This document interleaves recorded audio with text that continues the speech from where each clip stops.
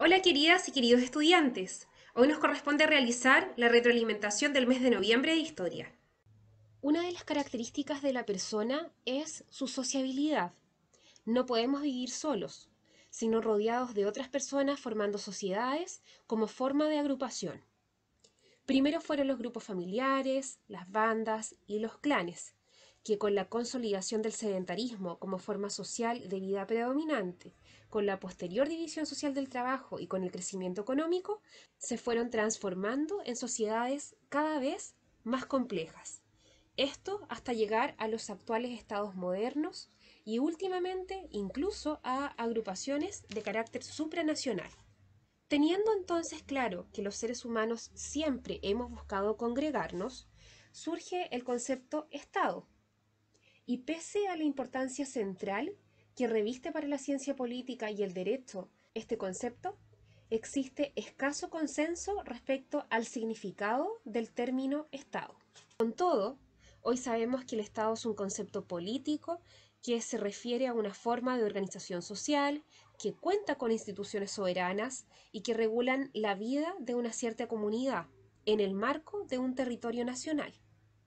Además, nosotros hoy nos regimos por un Estado de Derecho, es decir, un Estado que está sometido a un ordenamiento jurídico y que tiene como pilares el imperio de la ley, la distribución del poder estatal en diferentes órganos, la legalidad de la administración y respeto y garantía a los derechos humanos a través del ordenamiento jurídico que contempla mecanismos o recursos en caso de atropello o violación a estos derechos humanos.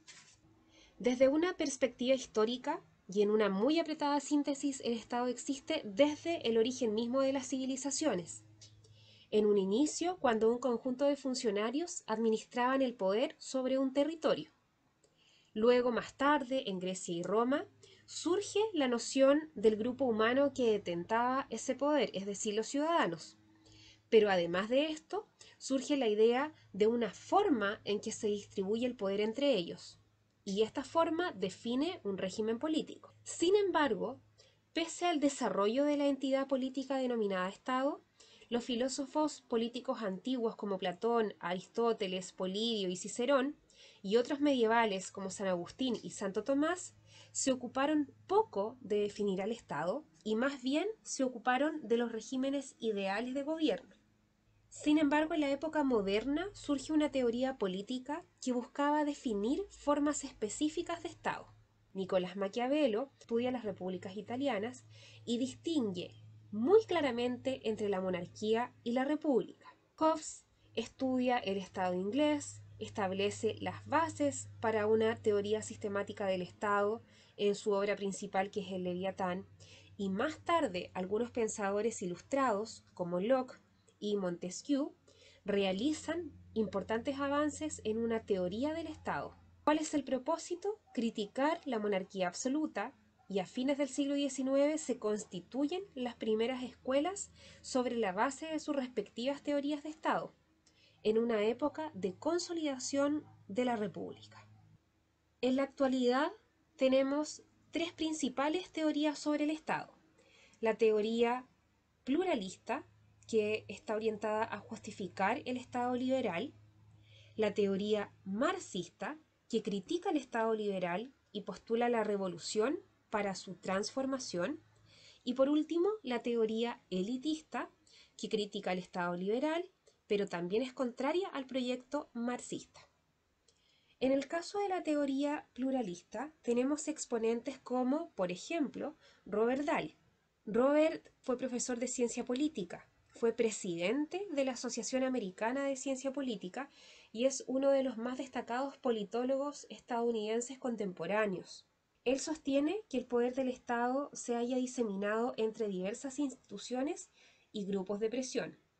Dahl opina que existe una pluralidad de grupos que compiten entre sí, limitan las acciones de otros y cooperan para el beneficio mutuo. Luego tenemos la teoría marxista, cuyo máximo exponente es Karl Marx. Marx fue un filósofo, economista, sociólogo, intelectual, periodista, entre otros. En su vasta e influyente obra abarca diferentes campos del pensamiento en la filosofía, en la historia, la ciencia política, sociología y economía. Marx visualiza el Estado en dos facetas.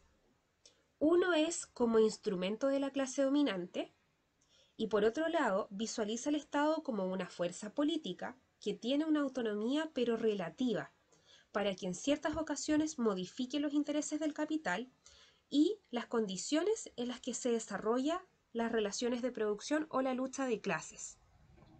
Las teorías de Marx sobre la sociedad, la economía y la política, que se conocen colectivamente como marxismo, sostienen que todas las sociedades avanzan a través de la dialéctica de la lucha de clases. Fue muy crítico de la forma socioeconómica vigente de la sociedad, que es el capitalismo.